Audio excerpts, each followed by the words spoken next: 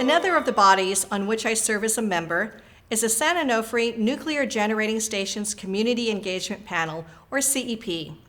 The CEP holds public meetings at least 4 times annually and is charged with the safety, stewardship, and community engagement to guide the decommissioning process for San Onofre Nuclear Generating Station, commonly referred to as SONGS. In addition, I also serve on Congressman Mike Levin's SONGS Safety Task Force. The decommissioning of SONGS is of great interest to my South County cities nearest San Onofre, including San Clemente, San Juan Capistrano, and Dana Point. As such, we are very pleased to have with us today Doug Bauder, Vice President and Chief Nuclear Officer for Southern California Edison. Doug Bauder joined SCE as plant manager for SONGS in 2009 after working for 20 years at the Calvert Cliffs nuclear plant in Maryland. Doug also served as SCE's Vice President of Operational Services, managing the company's extensive safety and security programs before returning to SONGS in 2018.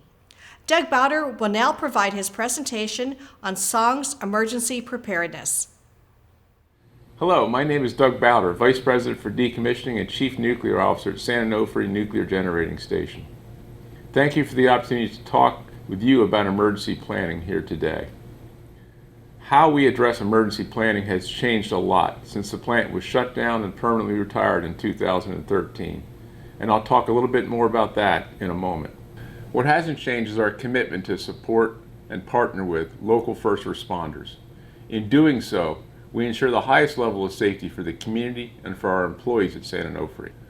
Whether operating or whether in decommissioning, safety remains our first priority at San Onofre. Southern California Edison and its co-owners made the decision to retire SONGS in June of 2013. That brought about the first major change in our approach to emergency preparedness. The differences between an operating reactor and one that is shut down are significant.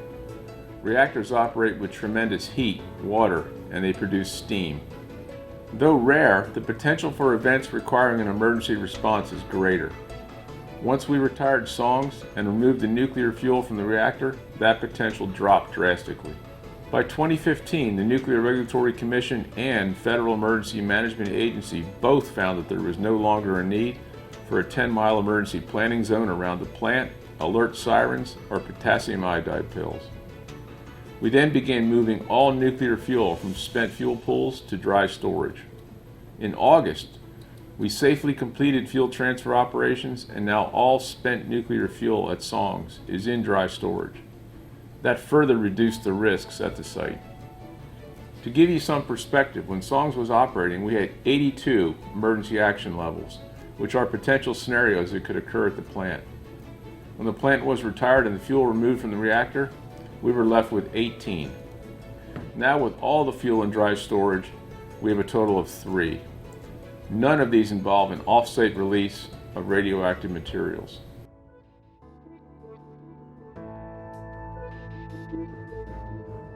In June, Southern California Edison and 5 local government agencies announced that we will continue our long-standing collaborative emergency preparedness activities related to SONGS through an extended agreement. The 5 jurisdictions are the counties of Orange and San Diego, and the cities of San Clemente, Dana Point, and San Juan Capistrano. The agreement outlines the responsibilities of each participant regarding emergency preparedness. The agreement will provide the 5 local jurisdictions more than $12.6 million for the 8-year deconstruction period through 2029 and more than $9.9 million for the 20-year period through 2049, by which time the spent nuclear fuel could potentially be removed from SONGS. However, financial support for off-site responders will continue until the fuel is actually relocated to an off-site, federally funded facility.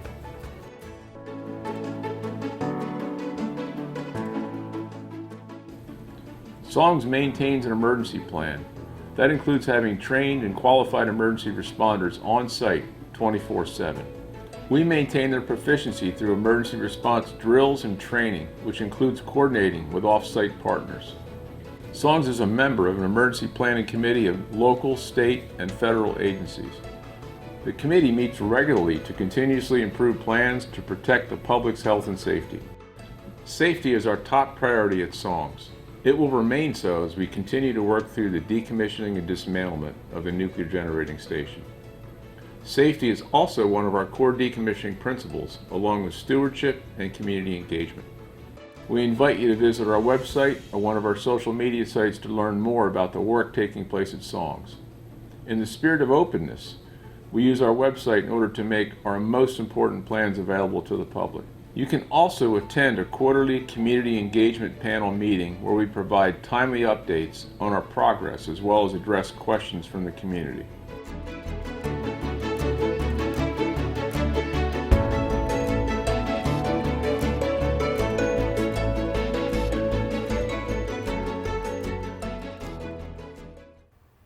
Thank you, Doug, for your very informative presentation. I'm sure our viewers were glued to your every word. I do have a few questions for you, Doug. With all the spent nuclear fuel in dry storage, how does that change the safety posture at SONGS?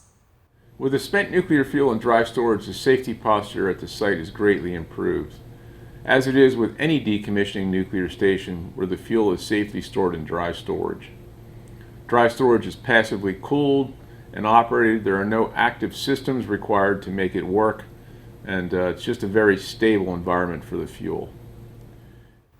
So given that, what types of plans does SCE have in place for other kinds of emergencies at SONGS? Southern California Edison maintains an emergency response organization at the station 24/7. The plan includes response for normal things that might occur through the decommissioning process, such as spills and things that would require a response. We also maintain close coordination with off-site agencies on our drill plans, and most significantly, we have an understanding in place with Camp Pendleton, such that the Camp Pendleton Marine Base actually will respond first if there is an incident at the station. Lastly, what can members of our community do to learn more about SONGS or ask questions? Community members are welcome to look at the songscommunity.com website for key information around decommissioning activities. We also have a hotline that you can call into if you have questions about what's going on at the plant. We also hold quarterly community engagement panel meetings, at least for now virtually. We hope to be able to hold those meetings in person in the future. And we would also like to be able to hold physical plant tours again in the future once we've been able to work through the COVID-19 restrictions. Thank you again to Doug Bauder and Southern California Edison for their participation and support of our virtual South County Emergency Preparedness Summit 2020.